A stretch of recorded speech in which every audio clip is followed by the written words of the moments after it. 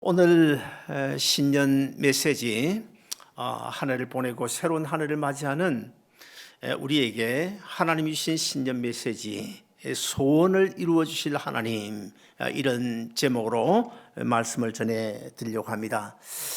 여러분 혹시 기억하실지 모르겠지만은 오래전에 파리의 연인이라는 그런 아주 인기 있는 드라마가 있었습니다. 그 드라마에 보면 파리의 어떤 강장 분수대에 지나가는 많은 사람들이 동전을 던지면서 소원을 비는 그런 모습 제 눈에 생생합니다. 또 저 동구에 가면 그 아주 낭만의 도시 체코가 있죠. 체코 프라하라는 도시가 있는데 그 체코 프라하에도 어떤 벽에다가 종이에 소원을 써서 그 벽에다 붙여놓는 그런 것을 볼 수가 있었습니다.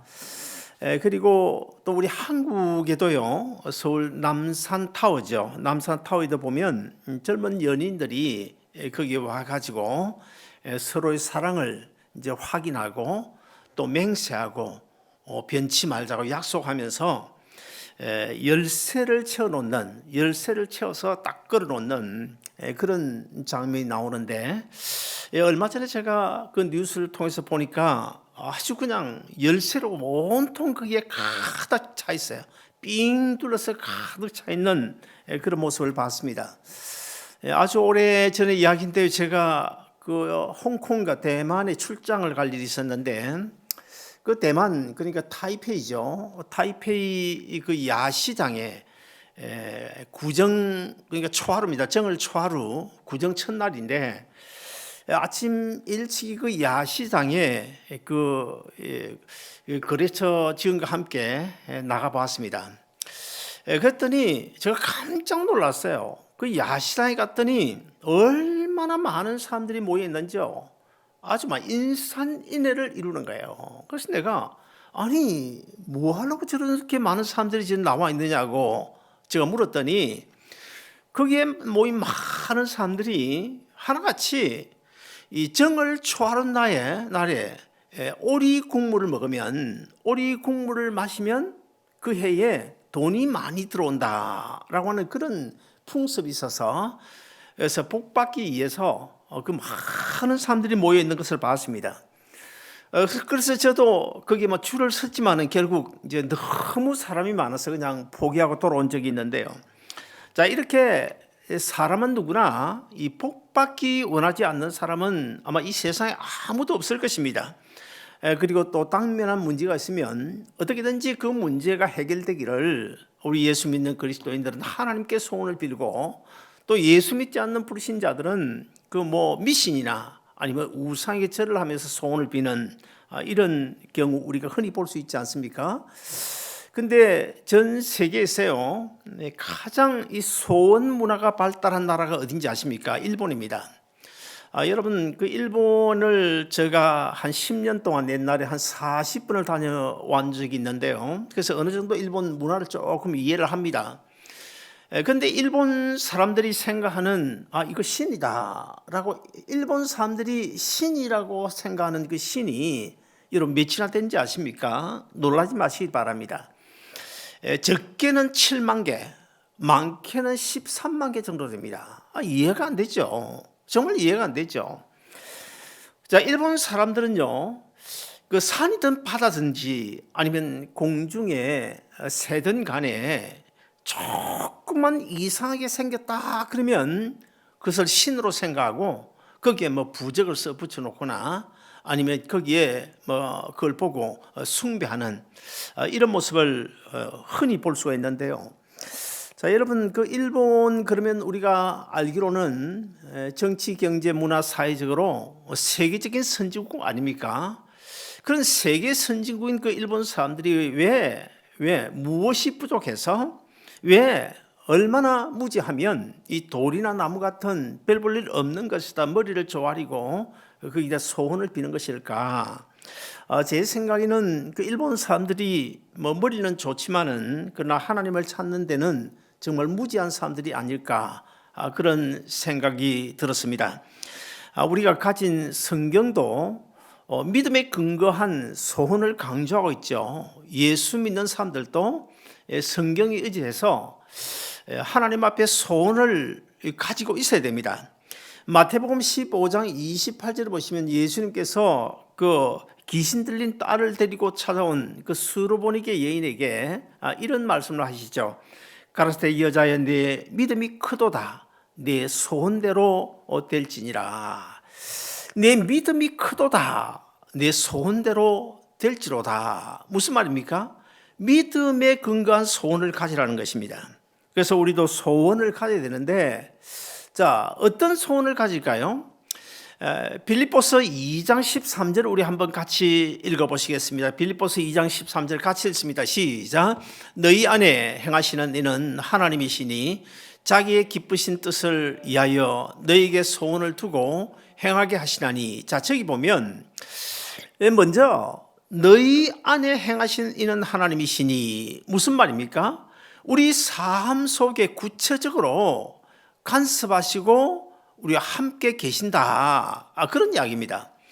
그러므로 너희 안에 행하시는 하나님이시니 우리는 먼저 하나님의 주권을 인정해야 됩니다. 하나님의 주권, 하나님이 내 삶을 간섭하시고 내 인생을 이끌어 가시는 분이시라는 사실을 우리가 먼저 인정을 해야 됩니다. 그리고 두 번째는 하나님의 주권을 인정하되 그 다음에 뭐라고 하는 이 말씀하고 있냐면 하나님 자기의 기쁘신 뜻을 위하여 소원을 가지라고 말씀하고 있어요. 자, 내 기쁜 뜻을 위하여 소원을 가지는 것이 아니라 하나님이 어떻게 하면, 내가 어떻게 살면 어떻게 하면 하나님 기뻐하실까? 하나님이 기뻐하시는 그런 뜻을 두고 우리가 소원을 가지라. 이렇게 이 두 가지 믿음에 근거하고 하나님의 주권적인 섭리를 인정하고 그리고 또 하나님 기쁘신 뜻을 위하여 우리가 소원을 가지면 그 소원은 반드시 이루어 주신다. 그 약속이 바로 빌립보서 2장 13절입니다. 2020년 지난 한 해 사실 우리가 지금 느끼고 있는 바처럼 이 코로나 팬데믹으로 인해서 사실 전 세계가 전전긍긍하고 있지 않습니까? 혹시 여러분 가운데도 지난 한 해 정말 지긋지긋했다. 어서 빨리 이 한 해가 지나갔으면 좋겠다. 아마 그렇게 생각하신 분이 계실지도 모릅니다. 그러나 우리가 한번 좀 곰곰이 생각을 해보면요. 제가 그제 신문에 보니까 지난 주간에 그 일본에 53세밖에 되지 않았더라고요. 5선 국회의원인데 53세 된 그 5선 국회의원이 아주 젊은 사람인데 코로나에 걸려가지고 3일 만에 죽었어요. 3일 만에 죽었습니다. 병원에 갔는데 그냥 죽었어요.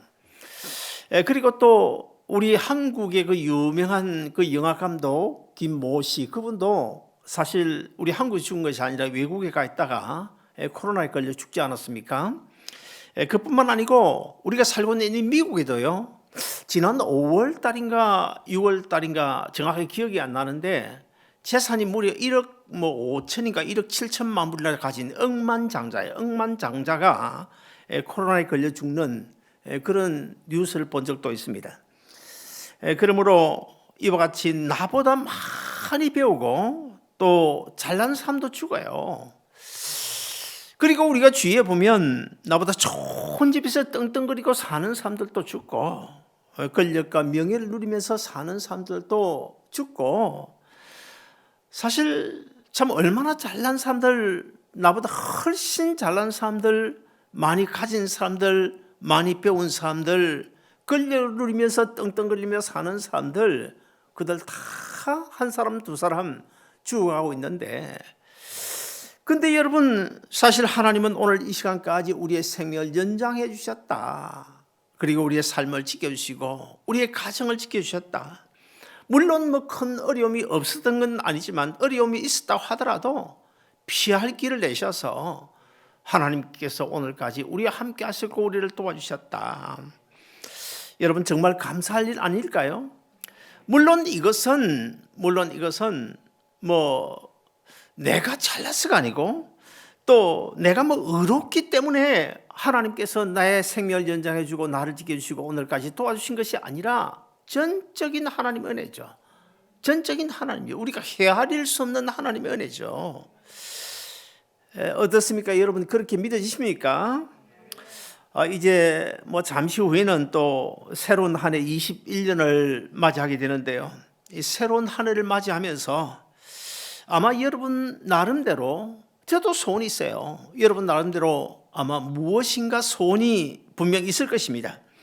자, 오늘 본문 4절에 보시면 하나님께서 이렇게 약속하고 계신데 우리 다 같이 읽어보실까요? 본문 4절입니다.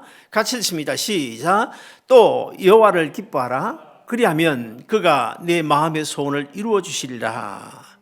사랑하는 여러분, 이 시간 저는 주 2021년 새로운 한 해 우리 아름다운 동성교회 소속한 여러분 모든 가정이 하나님의 은혜와 축복을 마음껏 누릴 수 있기를 주의 이름으로 축원합니다.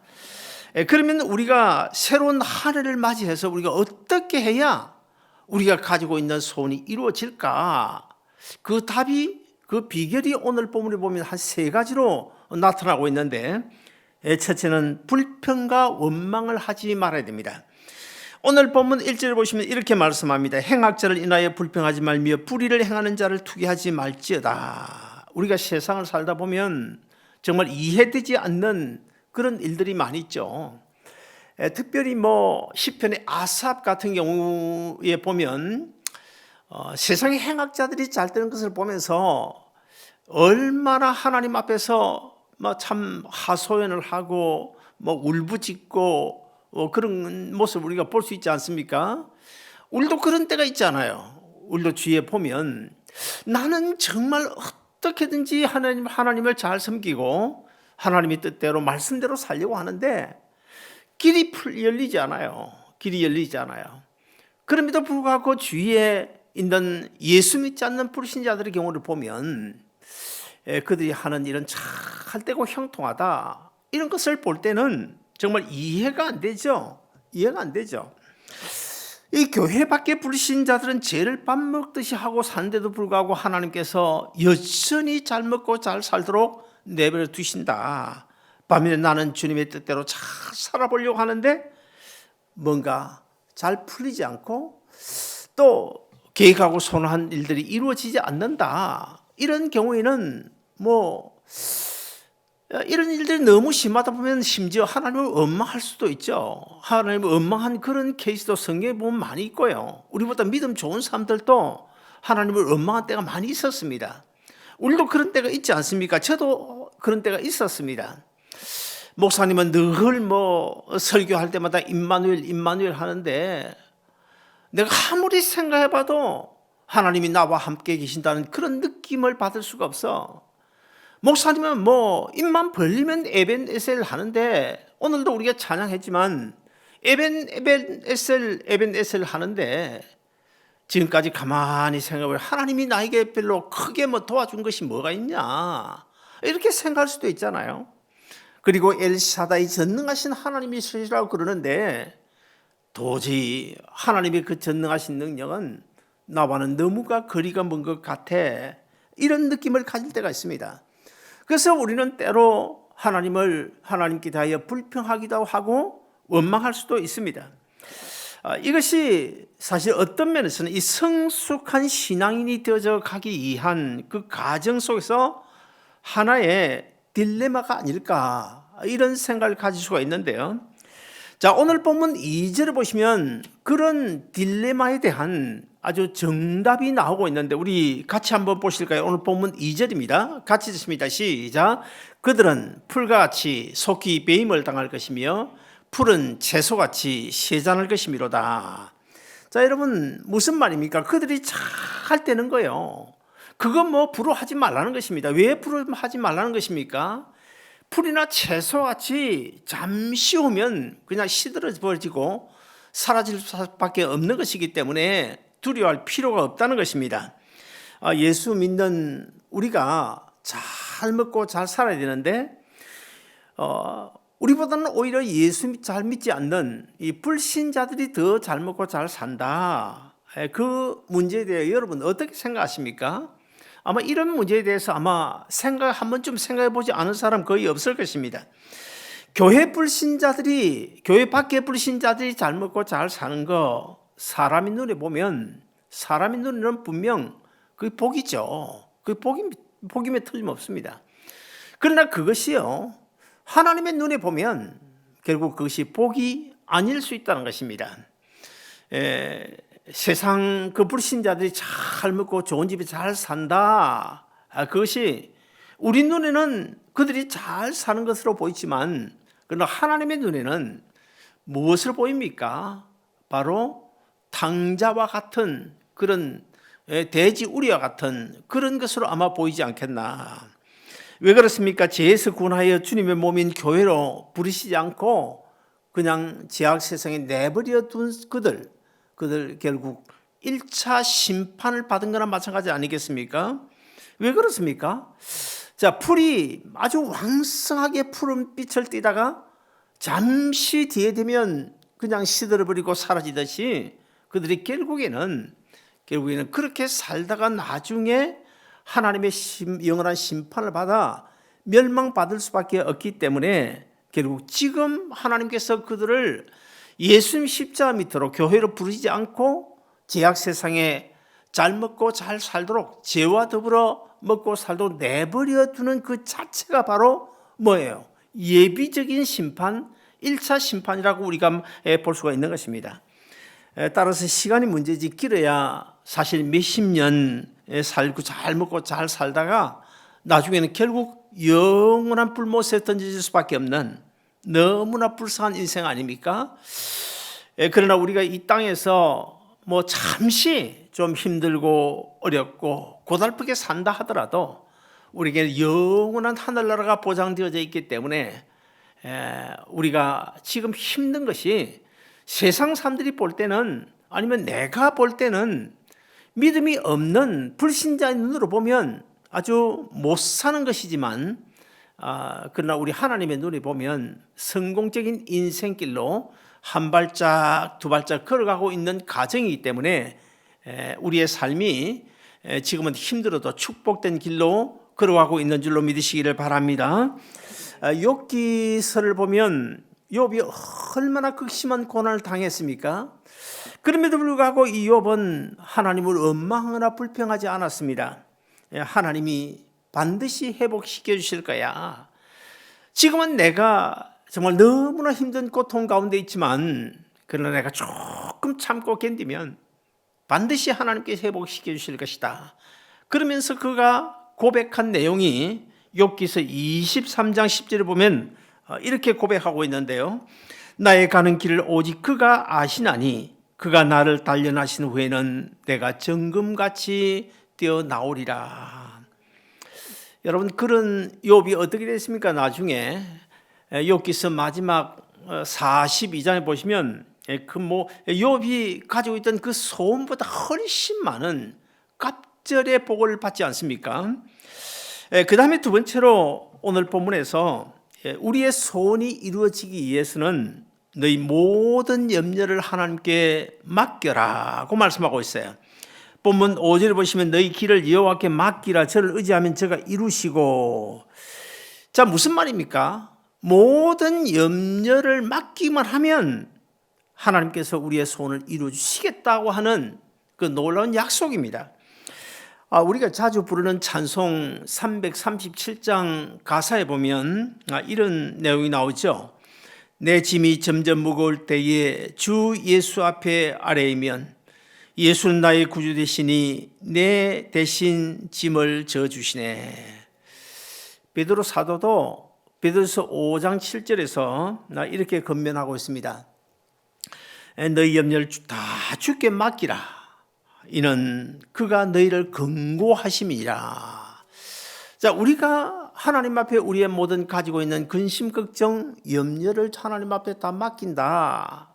맡기는데 하나님이 지금 어떻게 하고 계시기 때문에 우리가 맡겨야 되냐, 그것을 지금 말씀하고 있는데, 여기 보면 염려를 주께 맡기면 하나님께서 너희를 긍고하시리라. 지금 우리가 가진 성경은 돌본다고 번역이 되어 있는데 옛날 우리가 가지고 있던 그 성경은 근고라고 번역이 되어 있어요. 저는 그 근고란 말이 훨씬 더 마음에 와닿는 번역이 아닌가 그렇게 생각되집니다. 여러분, 이 근고라는 그 원어의 뜻이 무엇일까요? 이 근고는요, 근거 어디 나옵니까? 룻기서도 나오고 뭐 여러 군데 나오고 있는데, 이 근거의 뜻은요, 하나님께서 나를 도와주시기 위하여, 도와주시기, 어떻게 내가 너를 도와줄까, 나를 도와주시기 위한 모든 것을 준비하고 있는 상태, 그것이 바로 근거란 뜻입니다. 그러므로 우리가 무엇을 뭐 이래라 저래라 근거하는 우리 식의 근거가 아니라 나를 도와주시기 위한 그 무엇인가를 하나님께서 준비를 하고 계신다, 그런 이야기입니다. 그러므로 하나님께서 내가 필요한, 너를 도와주기 위하여 모든 것을 준비하고 계시니까 너는 어떻게 하라고요? 염려를 내게 맡기라. 그런 식으로 우리가 이 말씀을 해석을 해야 됩니다. 우리가 염려를 주님께 다 맡게 한다는 것 다 잘 알고 있죠. 그러나 그게 참 결코 쉬운 일은 아닙니다. 맡겨야 된다는 걸 알면서도 맡기지 않아요. 어떤 때는 작심을 하고 주일날 교회 오면서 오늘은 정말 기도하면서 하나님 앞에 모든 내 문제, 근심, 걱정, 염려거리를 다 주님 앞에 맡겨야지, 그렇게 해서 맡겨요. 교회 와서 하나님 앞에 간절히 기도하면서 하나님, 내 모든 문제 하나님 앞에 다 맡깁니다. 하나님, 이 문제 이제는 하나님께서 알아서 하십시오. 맡깁니다. 그렇게 기도하고 맡기는 채 하다가 예배 끝나고 돌아갈 때는 그대로 싸질머지고 돌아가고 집으로 도로 싸가지고 가지 않습니까? 잠언서 17장 22절을 보시면 우리가 근심하고 염려하는 것요, 그게 얼마나 무서운 것인지를 뭐라고 말씀합니까? 거기 보면 사람이 근심하는 것은요, 오죽하면 뼈를 마르게 하는 것이라고 했어요. 뼈를 마르게. 여러분, 사람이 신체 가운데 어느 부분이 가장 아플까요? 뼈가 가장 아픕니다. 뼈가 다칠 때 가장 아픔을 느낄 수 있습니다. 그러므로 그 뼈를 마르게 할 정도로 우리의 근심, 염려가 무서운 것이라. 그러므로 우리가 맡겨야 된다는 거예요. 내가 그걸 짊어지고 있으면 뼈를 마르게 하는 것처럼 그런 고통 속에 지낼 수밖에 없다. 그러므로 내게 맡기라. 내가 이미 너를 위하여 근고, 너의 피로를 채워주기 위하여, 너를 도와주기 위하여 내가 지금 준비하고 있지 않냐. 그런데 왜 나에게 안 맡기냐. 그런 이야기입니다. 그 다음에 세 번째로는 하나님이 작정하신 때를 끝까지 참고 기다려야 우리의 소원이 이루어지게 되는 것입니다. 우리가 신앙생활하면서 가장 큰 약점이 있다고 한다면 오래 참고 기다리지 못하는 거죠. 저도 뭐 성질이 참 옛날엔 굉장히 급했습니다. 지금은 뭐 참 내가 훈련을 많이 받아서 그런지 몰라도 훈련을 많이 받아서 그렇겠죠. 그리고 또 옛날에 그 존 로버트 슐러 목사님 쓴 그 절망은 없다라는 책이 있는데 그 책을 제가 3번 읽었습니다. 그 존 로버트 슐러 목사님이 젊은 시절에 이제 목사가 돼가지고 시골에다 교회를 개척했어요. 개척했는데 여지없이 그 개척교회 망하고 말았습니다. 그러다가 이제 나중에 아주 크리스탈 처치라는 그 대단한 그런 교회를 목회를 하고 아주 성공적인 목회자가 됐는데, 그분이 여러 권의 책을 썼는데 거기 절망은 없다라는 그 책에 보면 이런 말이 나옵니다. 무엇인가를 결정하기 위해서는 10번을 생각해라. 10번을 생각하고 결정하고 10번을 생각하고 말도 그렇게 하라는 거예요. 그래 실수가 없다는 거예요. 그런데 우리는 안 그렇잖아요. 저도 뭐 간혹 말을 뱉어놓고는 금세 또 아이고 내가 좀 더 생각할 걸, 그런 경우. 그래서 요즘엔 저도 뭐 참 많이 참으려고 노력하고 또 조금씩은 참아지더라고요. 어떤 경우는 아니 목사님이 저런 좀 경우 좀 빨리 처리하면 될 텐데, 그런 이야기가 내 귀에 들어올 정도로 제가 많이 참고 기다리는 그런 성품으로 변해져 가는 것 같아요. 그래서 중국 사람들은 뭐라고 합니까? 만만디라 그러죠. 만만디. 느리다는 거예요. 느리게 천천히. 근데 우리 한국 사람들은 멕시칸들이 뭐라고 그럽니까? 레피또라고 그러죠. 레피또. 빨리빨리. 그래서 멕시칸들이 한국 그 기업에 일을 하다 보면 제일 먼저 배우는 게 레피또. 빨리빨리. 막 야단을 치니까 빨리 안 한다 야단을 치니까. 그리스 속담에 보면 1분의 인내로 10년의 평화를 누린다는 말이 있고, 그리고 네덜란드 속담에도 1온스의 인내는 10파운드의 지식보다 낫다, 그런 말이 있습니다. 그뿐이 아닙니다. 오늘 본문 7절에도 보면 여호와께 잠잠하고 참아 기다리라 고 권면하고 있어요. 하나님 앞에서 잠잠하고 참아 기다리라. 왜 기다리는 것입니까? 하나님이 다 알고 계신다는 거예요. 하나님 때에 그 문제 해결해 줄 테니까 너는 잠잠히 참고 그냥 하나님 앞에 기도하면서 기다리라. 출애굽기 14장에 보시면 이스라엘 백성들이 이제 홍해 앞에 섰죠. 홍해 앞에 섰을 때도 그 이스라엘 백성들이 뭐 아우성이지 않습니까? 하나님을 엄마하고 돌로 못을 쳐 죽이려고 하고, 그럴 때 뭐라요? 그럴 때 뭐라고 합니까? 잠잠히 여호와의 구원을 바라보고 잠잠히 좀 기다려라. 그런 말씀이 거기도 나오지 않아요. 성경에도 보면 위대한 신앙인들은요, 정말 이 참는 인내라고 하는 것은요, 우리 신앙생활 얼마나 중요한지 몰라요. 그 어떤 것도요, 인내로부터 시작됩니다. 모든 우리의 구원이나 모든 것들이 인내로부터 시작됩니다. 아브라함의 경우를 보면요, 하나님이 약속하신 그 아들 정말 약속했는데 그 약속이 얼마 만에 이루어졌습니까? 25년 만에 이루어졌습니다. 요셉의 경우는 이제 그 형들이 절을 하는 그런 꿈을 꿨는데 그 얼마 만에 이루어졌습니까? 얼마 만에요? 애굽의 총리가 된 것은 13년 만이죠.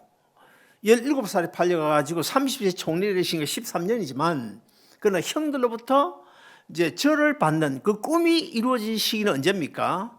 7년 그 풍년에 지났으니까, 흉년 때였으니까 거의 뭐 한 20년 가까이 된다고 볼 수가 있죠. 그뿐만 아닙니다. 다윗의 경우도요. 사실 다윗의 경우도 왕이 될 것이라고 머리에 기름 부음 받은 지가 언제입니까? 근데 1년, 2년, 5년, 10년 지나도 왕이 되지 않아요. 허구한 날 그냥 사울 왕으로부터 쫓겨 다니고 죽을 고비를 넘기고, 그건 뭐 십몇 년, 정확하게 모르겠습니다만 십몇 년 지나서 드디어 왕이 오르지 않습니까? 사실 그뿐만 아닙니다. 성경에 보면 특별히 그 베들레헴 목자들이 나오죠. 베들레헴 양치는 목자들이 누구의 후예입니까? 레갑의 후예입니다. 레갑, 그 다음에 아비나답의 후예인데, 그 레갑의 그 후예들인 그 베들레헴 목자들이 메시아를 기다리는데 몇 년 동안 기다린지 아십니까? 900년을 기다렸습니다. 900년을 기다린 끝에 어느 날 베들레헴에서 양을 치는데 천사들이 찾아와가지고 이 목자들에게 아기 예수 탄생 소식을 전해주지 않습니까? 그래서 아기 예수를 찾아가서 경배하는 이런 장면, 900년을 기다렸습니다. 텐트를 치고 포도 농사를 하지 않고, 그리고 또 그 농사하지 않고 집을 짓지 않고 텐트에 살고 이런 삶을 살면서 지금도 그들이 그렇게 살아요.